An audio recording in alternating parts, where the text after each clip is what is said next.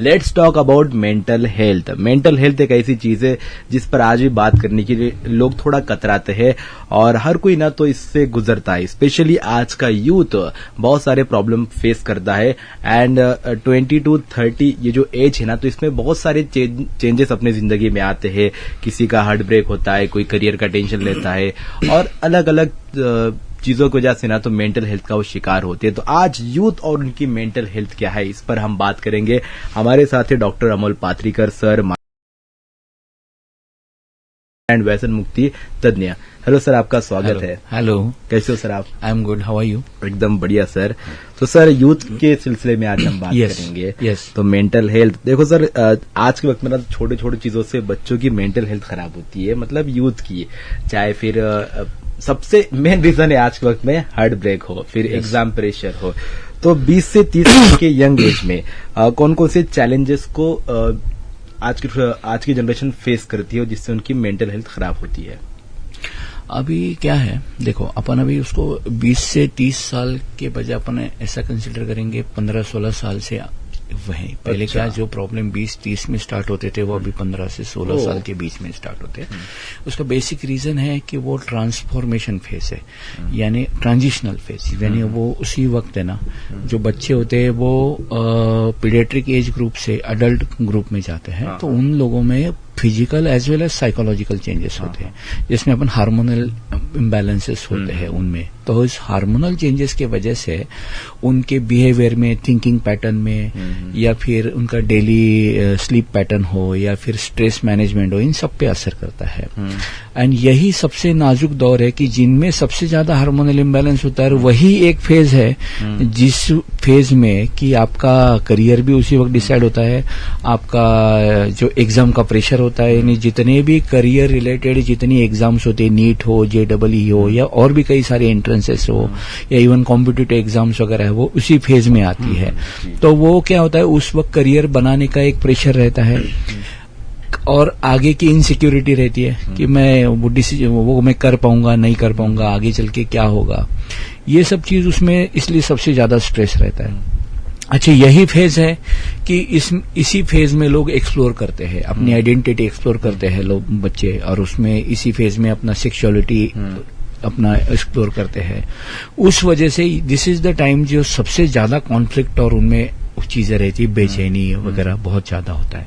सो ये वाला पहला हुआ करियर रिलेटेड चीज है। दूसरा मैं बता रहा हूँ, वही एक फेज होता है जिसमें रिलेशनशिप ब्रेकअप, जैसे अभी आपने कहा कि, और रिलेशनशिप में डिमांड बहुत होती है, प्रायोरिटीज वो सेट हो जाती है, ये सब चीजें उसमें और एडिशनल स्ट्रेस करती है। तीसरा कि रिस्पॉन्सिबिलिटी हम लेने स्टार्ट करते हैं इसी एज में, कि पहले खेल कूद वाला, फ्रेंड्स वाला वो ग्रुप होता है, ये फेज होता है जिसमें करियर, जॉब और वो सब चीजें स्टार्ट होती है। मैरिज रिलेटेड सभी चीजें इसी एज में आती है। वो एक उनमें अनसर्टेनिटी होती है उससे रिलेटेड भी, कि अपना लाइफ पार्टनर कैसे होगा, क्या होगा, यार they are in like search of, या अपने अच्छे लाइफ पार्टनर में वो आजकल जितने अनसर्टेनिटी उनमें बहुत चीजें हो जाती है। सो एक और ये एक चीज है। तीसरा इसका अभी क्या है कि एक सोशल मीडिया का ओवर यूज, या उसका बहुत ज्यादा उसके ऊपर डिपेंड होना। अभी क्या है, सोशल मीडिया पे लोग पोस्ट करते हैं, दे पोस्ट लाइक ब्यूटी, दे पोस्ट लाइक रिचनेस, दे पोस्ट लाइक की शॉपिंग, या उन्होंने क्या चीजें की है। फिर उस चीज के लिए वो पाने के लिए वो कंपैरिजन उन बच्चों में बहुत बढ़ जाता है, या इस एज में। एंड सोशल मीडिया का ओवर यूज होने की वजह से भी दिमाग में या ब्रेन में कुछ चेंजेस आती है, वो अलग से एडिशनल डिप्रेशन एंड एंजाइटी चीजें बढ़ाती है। जी सर, यही एक चीज है जिसमें अभी क्या है कि addiction is very important role. कि क्या होता है, ये एक फेज है जो बच्चे थोड़ा सा घर से बाहर निकलते हैं तो इंडिपेंडेंट थोड़े हो जाते हैं। इन दौरान वो जो उनके ऊपर फैमिली थोड़ा सा प्रेशर रहता है कि उनका या एक कंट्रोल रहता है, वो थोड़ा छूट जाने की वजह से इसमें एडिक्शन चीजें बहुत ज्यादा बढ़ने का चांस रहता है। यही एक फेज है कि जिसमें बच्चे एडिक्शन की तरफ, या यंग अडल्ट स्पेशली, जो अल्कोहल या फिर है ना टोबैको, स्मोकिंग, या इससे भी और तरीके के थोड़ा और जैसे कैनाबिस, वीड्स हुए, या और भी ड्रग्स वगैरह करते हैं लोग, ये सब चीजें इसी चीज में ये एज ग्रुप रहता है जिसमें सबसे ज्यादा वो स्टार्ट होने का चांस रहता है, जो एडिशनल बर्डन हमें बढ़ाता है। सो फाइनेंशियली, सोशली, क्राइम रेट भी इसी फेज में बढ़ता है, कंपैरिजन बढ़ता है, social media use, career, uncertainty और रिलेशनशिप कॉन्फ्लिक्ट, ये सारी चीजें मर्ज की जाए तो दिस इज द रीजन कि इस फेज में सबसे ज्यादा स्ट्रगल फेस करते हैं। Okay, right. और सर, हमारी सोसाइटी में लड़कों से हमेशा स्ट्रांग रहने की बात की जाती है, तो स्ट्रांगनेस की वजह से लड़कों का इसकी वजह से अपने मेंटल हेल्थ पर कुछ असर होता है क्या, कि हमेशा स्ट्रांग ही रहो?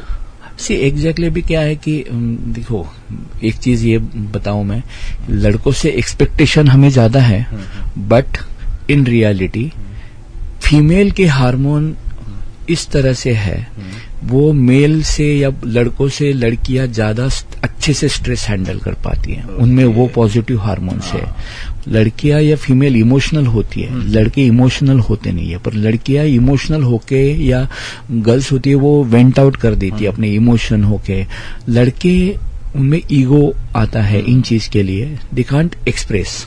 इस चीज से क्या होता है कि उनमें स्ट्रेस बहुत ज्यादा बढ़ जाता है, उनसे एक्सपेक्टेशन इस तरह से रहते हैं। हमारी सोसाइटी भी अभी क्या है कि it's a male dominated society, और वो एक कल्चर बन चुका है कि मेल है तो उससे एक्सपेक्टेशन ज्यादा है कि वही घर चलाएगा, वही आगे चल के करियर उसने पहले बनाना चाहिए। अभी भी अपने सोसाइटी में लड़कियों को यानी करियर के लिए बहुत ज्यादा ये नहीं करते हैं, अभी भी they are like people think कि नहीं बस कोई थोड़ी बड़ी होगी 18-19 साल की थी शादी करा देंगे, तो क्या है। बट लड़कों के लिए वैसे नहीं, उनके ऊपर हमेशा एक तरह का प्रेशर रहता है कि उन्हें कुछ कर दिखाना है, उनको रिस्पांसिबिलिटी लेनी है, पेरेंट्स को भी उसी से संभालना है, घर भी उसी को चलाना है, सेटल भी उसी को पहले होना है। तो ये चीज डेफिनेटली थोड़ा इन अवर सोसाइटी, जो मेल डोमिनेटेड सोसाइटी है, उन चीजों में डेफिनेटली लड़कों के ऊपर थोड़ा प्रेशर आता है। एंड जो मेल नेचर है कि उनमें थोड़ा सा एनर्जी, स्ट्रेंथ, ये चीजें ज्यादा होती है, तो उनका जो वेंट आउट होता है वो ज्यादा गुस्सा करके ये करके उनका वो ज्यादा एक्सप्रेस करते हैं rather than getting emotional. Okay, right. और सर, कैसे पता चले कि नॉर्मल स्ट्रेस और सीरियस मेंटल हेल्थ इश्यू में क्या फर्क हो सकता है इस बात? देखो अभी क्या होता है, नॉर्मल स्ट्रेस देखो मैं जैसे बताऊं कि stress is part of your life, वो ऐसा वो स्ट्रेस कभी खत्म नहीं होता है और हर किसी के लाइफ में है। किसी को फैमिली रिलेटेड है, किसी को फाइनेंशियल है, किसी को एकेडमिक है, किसी को करियर रिलेटेड या वर्क प्लेस पे ज्यादा स्ट्रेस है, but stress is your part of life. वो रहने वाला है, वो लाइफ का पार्ट है, वो हमेशा रहने वाला है, बस उसका जो कंटेंट है या उसका जो स्ट्रक्चर है वो चेंज होगा। जैसे वो कभी आज मुझे करियर रिलेटेड है, मुझे कल पढ़ाई का होगा, परसों फाइनेंशियल रिलेटेड होगा, तीसरा मुझे मेरे रिलेशनशिप के लेकर होगा, ये चीजें चलते रहेगी। सो क्या है कि ये स्ट्रेस होना थोड़ा जरूरी भी है, क्योंकि थोड़ा स्ट्रेस रहा तो वो एक्टिंग फोर्स काम करता है हमारे लिए। अगर स्ट्रेस नहीं रहा है, दूसरे दिन एग्जाम है, अगर मैं आज स्ट्रेस नहीं लूं तो मैं पढ़ूंगा नहीं ना, तो it is an activating force, वो थोड़ा जरूरी होता है। बट स्ट्रेस जब हावी होता है, हावी होता है मीन्स आप परसिस्टेंटली वो थॉट आपके दिमाग से नहीं जाता है, most of the time of the day आप उसी थॉट में रहते हो, और जिसके वजह से आपको बेचैनी होना, हमेशा डिप्रेस या सैड फील होना, या नींद नहीं आना, ये जब चीजें होती है, या गुस्सा बढ़ जाना, या फिर बिल्कुल शांत हो जाना, ये सब चीजें होने लगती है, तब थोड़ा समझना है कि now stress is overwhelming. Now आपका स्ट्रेस हैंडलिंग कैपेसिटी कम हो या फिर स्ट्रेस का लेवल थोड़ा बढ़ चुका है। So this is the distinguishing factor कि लाइफ में स्ट्रेस थोड़ा जरूरी है, बट वो हावी होता है और ये सब चीजें आती है, तो समझना कि yes now this is a problematic thing. हाँ जी, तो कभी कभार स्ट्रेस होना भी जरूरी है, एक लिमिट में। यस। और सर, यूथ के बारे में हम बात कर रहे हैं, और स्पेशली जब यूथ को स्ट्रेस आता है या वो मेंटल हेल्थ से जूझता है, तो उसे लगता है कि मैं एक सुट्टा मार लूंगा या एक ड्रिंक कर लूंगा, सब ठीक हो जाएगा। तो ये कितना हार्मफुल है, और अगर इससे बाहर निकलना है तो क्या बेसिक चीजें कर सकते हैं लड़के? देखो अभी क्या है कि जैसे मैं बताऊं कि अभी पहले तो देखो ये रिलेशन जो है ना कि स्ट्रेस और एडिक्शन, यानी मुझे स्ट्रेस आया है इसलिए मैंने ड्रिंक किया या अल्कोहल लिया, पहले तो ये कभी एक साथ जोड़ना नहीं है, ठीक है, क्योंकि लाइफ में सभी को स्ट्रेस है, तो सभी लोग थोड़ी एडिक्शन की तरफ मूव होते हैं। आपको वो कोपिंग स्किल खुद में डेवलप होना चाहिए, बिकॉज ये बहुत ही मिसअंडरस्टैंडिंग है कि कोई एडिक्शन करके मेरा स्ट्रेस कम होता है। नो, रादर वो उसका 10 फोल्ड ज्यादा बढ़ाता है, 10 टाइम्स आपका स्ट्रेस बढ़ाता है, क्योंकि अल्कोहल जैसी एक चीज है, जैसे वो आपके दिमाग में जो स्ट्रेस से जो चीजें ब्रेन में आती है उससे कई गुना ज्यादा अल्कोहल या एडिक्शन वो ब्रेन में वो निगेटिव चेंजेस लाता है। इतने हार्मोनल डिफिकल्टीज आती है उन चीजों में एडिक्शन की वजह से, जिसके वजह से आपका डिप्रेशन 10 गुना ज्यादा बढ़ता है। आपका क्या करता है, उतने थोड़ी देर के लिए हमें बस स्ट्रेस भुलाने के लिए वो 2-3 घंटा 4 घंटा आपका स्ट्रेस अल्कोहल कम करेगा, बट आपको दूसरे दिन जब उसका इफेक्ट निकल जाएगा एडिक्शन का, तो आपका स्ट्रेस 10 गुना ज्यादा बढ़ेगा। आप पहले से ज्यादा आप और स्ट्रेस और आप पहले से ज्यादा डिप्रेस फील करोगे। So addiction is not an answer for that. So वो कभी मत करो। एडिक्शन आपका स्ट्रेस हैंडलिंग कैपेसिटी कम कर देता है। आप उसको हर स्ट्रेस के लिए आप उसी के ऊपर डिपेंड होते हैं।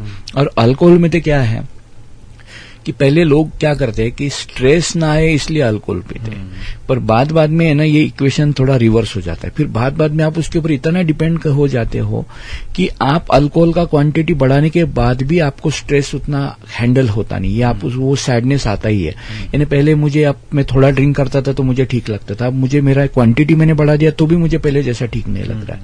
या फिर इस तरह से रिवर्स इक्वेशन हो जाता है कि पहले मैं स्ट्रेस आया तो मैं ड्रिंक करता था, अभी मुझे क्या हो रहा है कि अगर मैं ड्रिंक ना करूं तो मुझे तब स्ट्रेस आ रहा है, या जब मैं अगर कोई एडिक्शन ना करूं तब मुझे डिप्रेशन फील हो रहा है। अभी आप उसी के ऊपर डिपेंड हो।